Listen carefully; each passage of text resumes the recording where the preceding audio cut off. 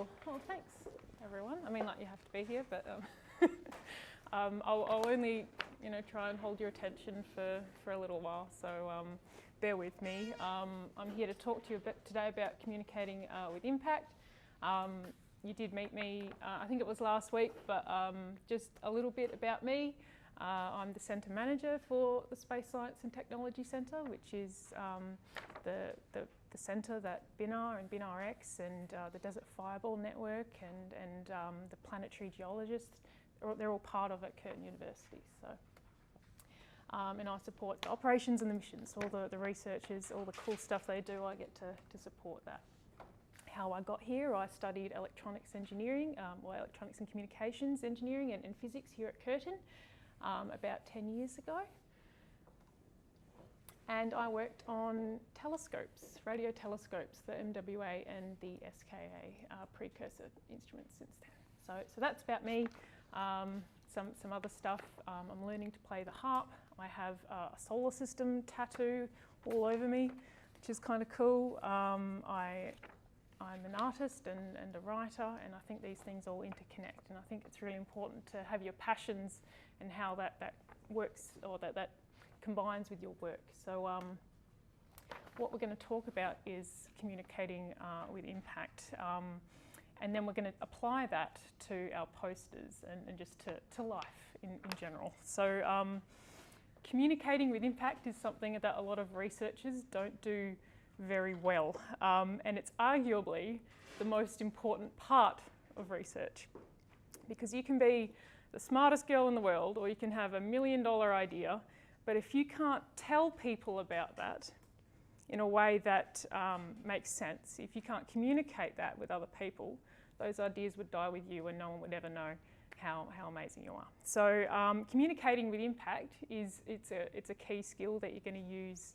throughout every single job that you have in your life, just your everyday life as well in general. So what are some ways that we can communicate? Because when I say communicate, people probably think I mean just talking. So what are other ways that we can communicate with people? Just shout them out if you can think of something. Come on. Posters. Okay. Yep. Posters. Writing. Texting. Yep. Infographics. Absolutely. All your plots and things like that. What are other ways? There's everything from braille to messaging to drawing to, those are just ways that we can communicate with other people. Sign language, these are all different methods of communication. Some of them might come more naturally to you than others. I don't consider myself very good at speaking off the cuff, so this is quite difficult for me, but and that's why I've got my notes. So I'm adapting, I'm learning to communicate a little bit better. So what's impact? So when we say someone makes an impact, what does that mean? We want to have like a big effect on someone, or we want to leave an impression or to get an idea across really strongly. So if we can communicate with impact, we're able to connect a little bit better. So we're able to make that connection, and they walk away with a better understanding of what we're saying. So that's the goal. All right, so let me give you an example. You're the best speaker in the world. You're amazing. Every word you say is magic to someone's ears. Can you just imagine this is beautiful? But then one day you're giving a speech, and the person that you're talking to is deaf. They can't hear. Do you think that what you're saying is going to leave an impact on that person? Not at all, not at all. You're going to find, you need to find another way to communicate with them in order to have impact. So the biggest thing to remember about communicating with impact, it's all about your audience. It's all about who you're speaking or who you're communicating with, nothing to do with you. I don't know if you've played Baldur's Gate or another like role-playing kind of Dungeons and Dragons game, but you might like to think of communicating with impact as increasing your charisma stats, so that every interaction you have is a better chance of success. All right? Okay, so that's what we're aiming for. Now, having that charisma, that sort of storytelling ability, that ability to connect with people, and being able to change your communication style based on your audience, that's a different skill set to what we usually think about when we think about researchers and we think about hard science, you know. But we make researchers do it anyway, and it's probably a very good thing that we do. Some people are better at it naturally than others, but a lot of the time it's about practice. It's just about just doing it, I suppose, which can be very uncomfortable to start with, but it's just about practice. So the three main research communication methods are with publications, or 3 Ps, presentations and posters. And what subject at school would you probably think that each of these, so for publications, what one do you think that, what subject at school is that most closely related to? You guys are doing this stuff without even realising it yet. Yes? English, perfect. You've read the notes. All right. What's next? Presentations. You're speaking, yes, drama, well done. Someone else has caught on. And posters. Art. Yeah, no, isn't that good? Okay, so we've got lots of writing, lots of expressing yourself, and lots of visuals as well. So hands up, based on that description, which of you would prefer to do a publication? If you only had to do one thing, a couple of you? Yep, okay. Who would prefer to do a presentation? A couple of you? Yep. And then who would prefer to do a poster? Okay, that's a pretty even spread. I was not expecting that. But the cool thing about doing posters, what we're going to do in BinarX, is that usually it's not just a poster by itself, like you get to make the poster, but then a component of it is being there to talk to it if you need to. So if we've got a couple of posters still, then I'll stand by my poster, and if anyone wants to come up and read about it, I'll be able to explain to them what it means. So you get to combine a little bit of the presentation, and you need a bit of writing involved in your research poster as well. So you get all of the cool things to practice, and you get to lean into those skills. Now, if you're really good at, or if you prefer, some of you said you preferred to write, some of you said you prefer to present. If you're in a group and one of you really doesn't want to present, why don't you lean into that and you use that skill on behalf of your group, okay? So make it your own. If you really want to go high on the posters, on the visuals, on the design, do that for your team. All right. So poster is your main method of communication for your project. So we're going to think about how we can make your poster a bit more impactful. And I want each of you to either write down or tell me one thing in response to each of these questions as we consider who the audience is of our posters. Because remember, that's the most important thing. It's all about who's the other person. So let's identify the audience. Who are they? Who is going to be looking at your posters? Do you know? His poster presentation is tomorrow, right? So are you bringing people in? Is your family going to be here? Your peers, your group members, other group members, they're all going to be looking at your poster, hopefully. I'm going to present that to them. So and your instructors as well. Meg and everyone here is going to be very proud of your posters, so we'll have a look as well. Yep. I think we might have some other Curtin University staff. Oh, fantastic. As well. Yep. Everyone knows that it's going to be. Okay, cool. So they're all your audience. So we're thinking of those people when we're making our posters. What do these people already know about your project? Do they know a lot about rockets? Do they know not very much? What about your payload or your electronics? Do they know anything about those? Maybe your mum's an engineer as well and she knows a fair bit about electronics, but she doesn't know much about what your like what science question you're going to answer is, like why you're doing it or what results you got. So these are all important questions because you've been here for a week now. You've been learning a lot of things. So it's possible you might fall victim to something that researchers get, which is called the curse of knowledge. Okay, so it's when you assume, because you know something, you assume everyone else knows it as well. So for example, like your teacher might go, well, this is very obvious, and then they might not explain it. And that's so annoying because you're like, well, that wasn't obvious to me at all. That's the curse of knowledge. So you can't assume that all these people you're giving your poster to know anything about your project. It's your job to explain it to them. All right, so the last thing is, what do you want them to know? What is your key message? If your friend walks up to your poster, what's the one thing you want them to know about it? Was it how you did some 3D printing? Was it how you designed the payload? Maybe it's something that went wrong. This is your key message, and I want you to think about what your key message is individually, not as a group. What's one thing that you want someone to know about when they come up to your poster? Now, if you look at this slide, what do you think my key message is? What's the one thing I want you to remember about how to communicate with impact? Who's the most important? The audience. Yes. Okay. So I'm trying to highlight that. All right. So it can be difficult when your audience is very broad, when you've got a mix of people who know a lot and know a little about what you're doing.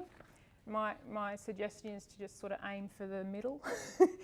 You can always, usually with a poster, stand there and talk about it a bit more with someone as well. So let's consider again your posters. Maybe you've already finished them, maybe you're still sort of stuck into them, or you're just starting. And so with your posters, does it highlight your key message? So in English, back in my day, we would call it like a thesis statement. What is the one thing, the takeaway that sort of summarises what you want to say? But we can't just have a big blank piece of paper with like one sentence in the middle of it. That doesn't constitute a poster. So it needs all this juicy context. So here are the common parts of a research poster. I think like we call them different things, but they're all the same, and we've got those examples at the back if you need to bring them out again, or you can just Google research poster, and they've all got these elements here. It's very similar to a lab report if you've done one of those at school. So you've got your intro, your objective, your method, your results, your analysis, your conclusion, and who did it. Is it you've got to take credit for all the amazing work that you did, so all the people that were involved. That's quite important. There's lots of templates, but you want to make sure that you customise them because you're the one with your audience in mind, and that's the way you can maximise your impact. Did it go to the next slide? Yeah, okay. What are some other ways that we can maximise impact with our posters? So you might have been working on it for ages and staring at it until your eyes bleed and it's boring and you know every single detail of it. So let's consider our audience again. Let's think about someone who is looking at it fresh for the very first time, okay? What do they see? Is it accessible? And by that do I mean, can they read it? Is the writing big enough? Are you using a font that's easy to read, or are you using some sort of cursive script that is very beautiful but takes some staring at to actually read? Think about colour combinations as well. Some people can't see red and green very well when they contrast together, like that. So is it easy from that perspective? Is there too much text? Do people look at it and go, oh, it's too much, I'm not even going to bother? Is your language clear? Have you explained all your terms? If you've got acronyms, have you expanded them? You can't assume people will know what you're saying. So explain all your concepts so that the audience can understand as well. Oh, okay, that's cool. So a picture can be worth 1,000 words, but it needs to be there for a reason. You can't just have something completely unrelated. So does anyone want to tell me maybe some reasons why this plot, for example, is very bad? I just pulled this one off the internet, but... Doesn't tell you what it is. Doesn't have a title. What else? Yes? Doesn't have any names on X and Y. Doesn't have axis labels, that's right. Anything else? Yep. It's not clear in the slightest what they're trying to do. Absolutely. There's no legend. Yep. Yeah. Yep. Anything else? It's probably a bit small, yeah, as well. What else did I say? There's no credit as well. There's no caption. It doesn't explain what it is. So these are all reasons why this plot is bad. So if I see a plot like this on your posters, I'll be upset, okay? Now, is it engaging to look at? Is there something that's maybe a bit easier to explain with a video? Now, you can't really put a video on your poster, but what you could do is maybe put a link to it. Now, I put a link here, but what do you think's better? What do you think's more impactful? Do you think a link like the written out text one or something else like the QR code where they can just sort of, yeah. So that's another way where you've got to think about your audience and think about how easy it is for them to engage with your poster, all right? One of the last things I want to talk about is how impactful it can be when things don't turn out the way you want them to, all right? It's a bit easier for people to relate when you mess up because we all mess up. We're not perfect, things don't go right. One of the most powerful presentations I went to, and I remember, was how everything went wrong for that poor presenter. And it was great because they learned a lot from all the failures. So failing and learning from that failure is built into the scientific method. It's an integral part of it. Some of the world's greatest discoveries were built on top of things that went wrong the first time, okay? Because that's how we learn. So we encourage you as budding researchers to think about and tell people about the things that didn't go quite as well as you would have liked. Things that you would like to investigate more or to do differently next time, okay? So I want everyone to try and name one thing that you wish went differently with your rockets or with this last couple of weeks. It can be a big thing, it could be a small thing. And you might want to find a spot for it on your poster as well, okay? If it's not there already. Does anyone want to share their thing that they wish went differently? All very quiet. Everyone's really happy with how they decorated their rockets, or not sure about their payload selection, or is there anything? People later who wish they secured their parachute into their rocket a bit better. Oh, okay. And this is nothing to. This is all really good feedback for yourself as well. You go, what do I wish I had done differently? It's good to reflect. Okay, so the last thing, is it on here? Yes. So practice communicating. So for your poster, this might mean making a draft and then getting some feedback from your group or from other groups. It's even better if it's someone who's never seen your work before, because maybe like a parent or a friend, this can help you prepare to talk about it with others. So like if I showed my poster to 3 people and they all came back with the same question about it, maybe I should try to answer that question, okay? Maybe they're telling me that my poster is missing something that I need to address. So the last one is to look at how other people communicate as well, okay? So see if you can learn from them. This is just having role models. It doesn't have to be someone you've never met, like a TED Talk or an influencer or something. Maybe it's just a favourite teacher that you've got at school. Someone who's really well versed in English or art or drama or just their topic.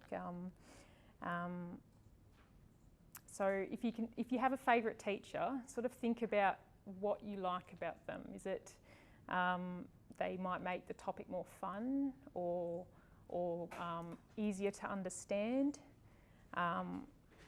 what they're doing is they're connecting and engaging with you a little bit more, and that means that what they say has more impact, and that's what we're striving for. So maybe you can learn from that person and they can be a role model. And that wraps up my intensive class on communicating with impact. So when in doubt, remember it's not about you. Who are you thinking about? Your audience. Thank you very much. So yes, I think Meg's got a video she wants to share as well. So yeah, no worries.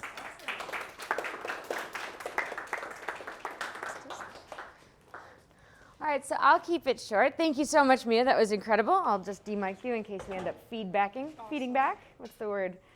Hi, good morning, everyone. So I'll just got a couple of things to share with you on where I think, you know, my 2 cents on it. So like Mia said, we're all different. We all have our passions. You know, she shared a little bit about her background with you.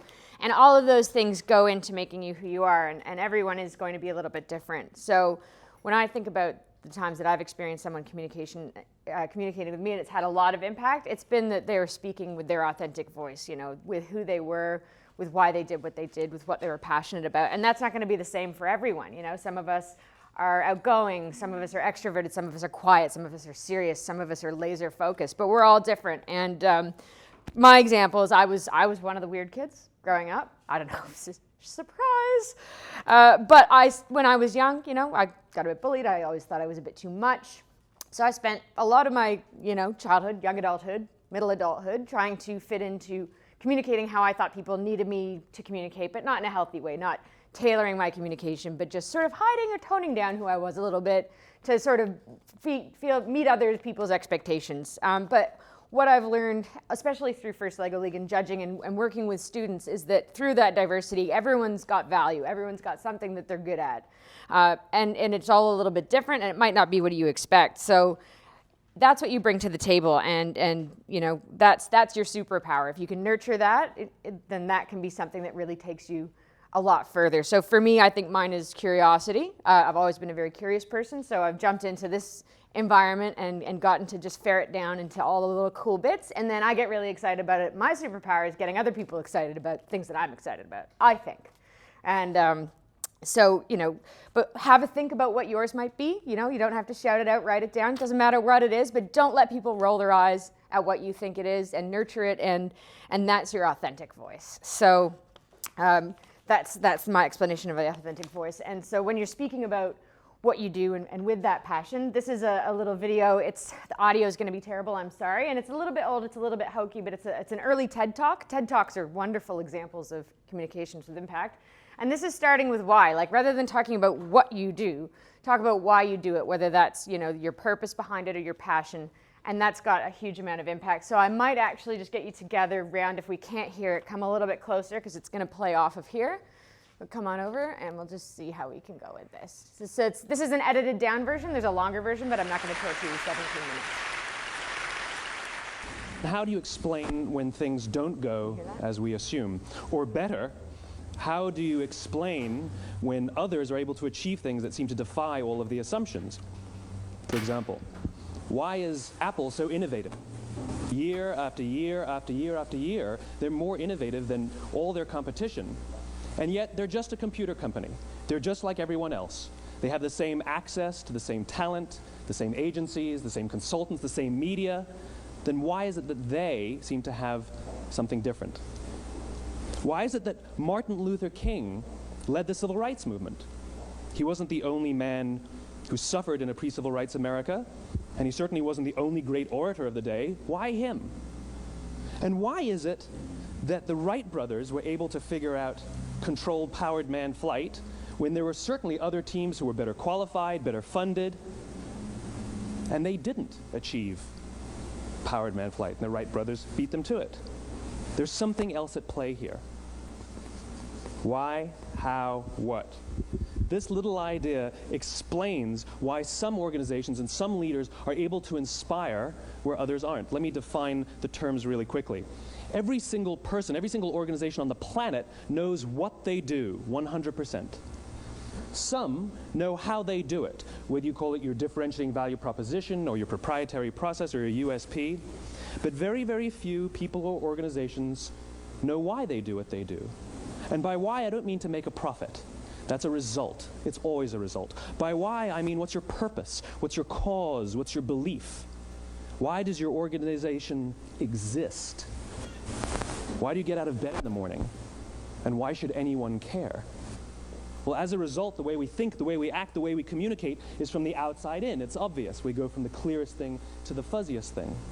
But the inspired leaders and the inspired organizations, regardless of their size, regardless of their industry, all think, act, and communicate from the inside out. Let me give you an example.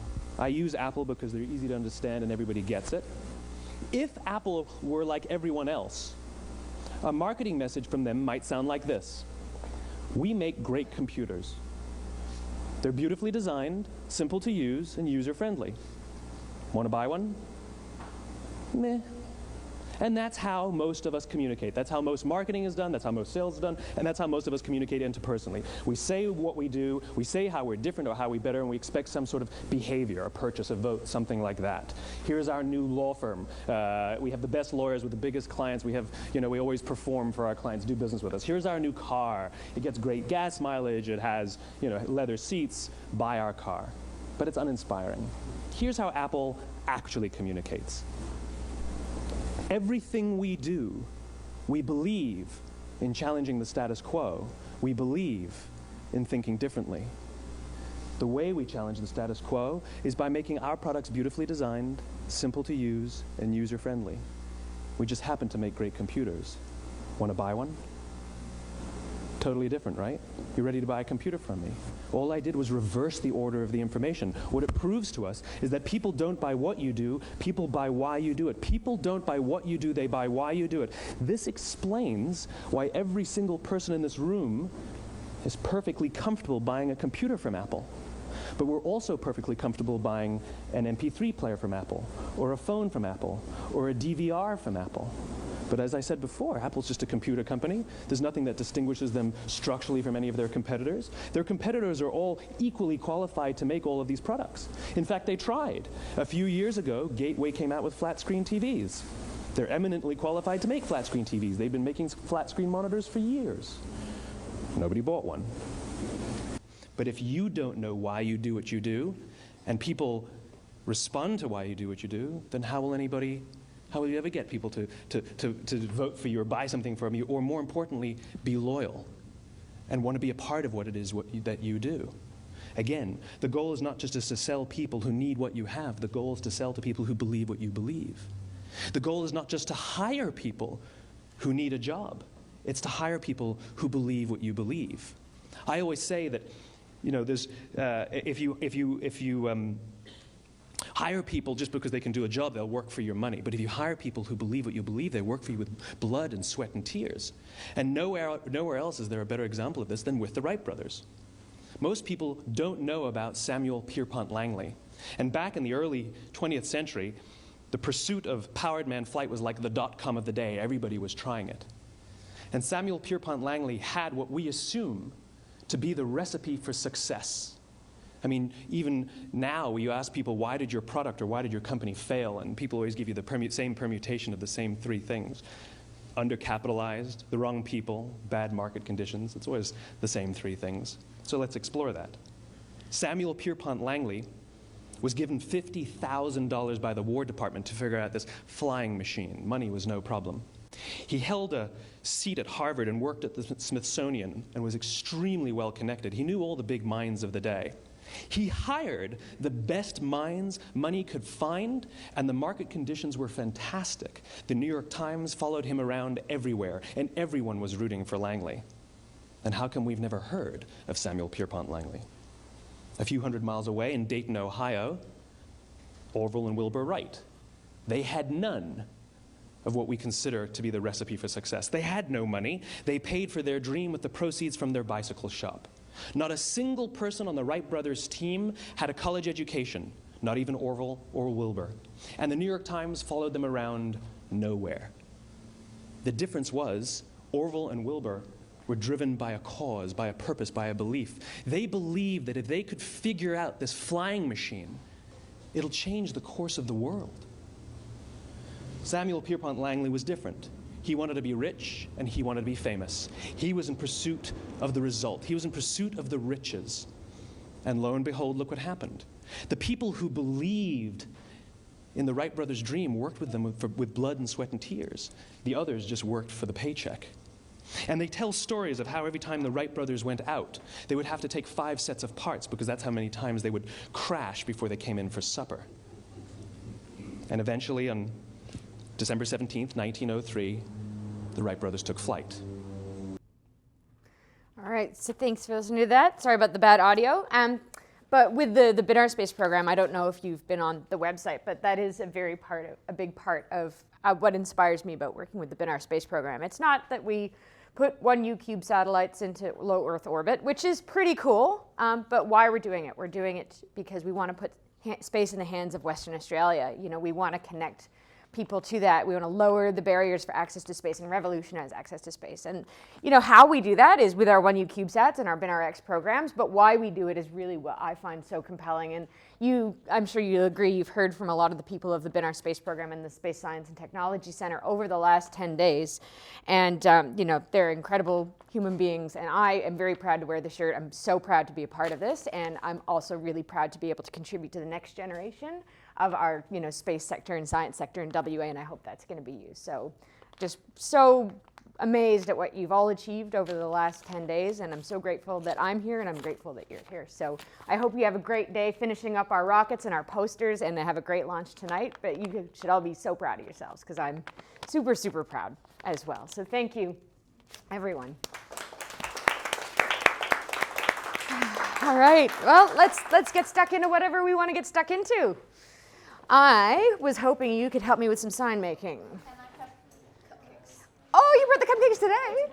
So they weren't, they're not what I wanted them to be because it was really hot and so everything melted. Oh, that's fine. Do you want me to But put them in the they're fridge somewhere? They still taste good. I can put them in the fridge. Yeah. Mia, that was amazing.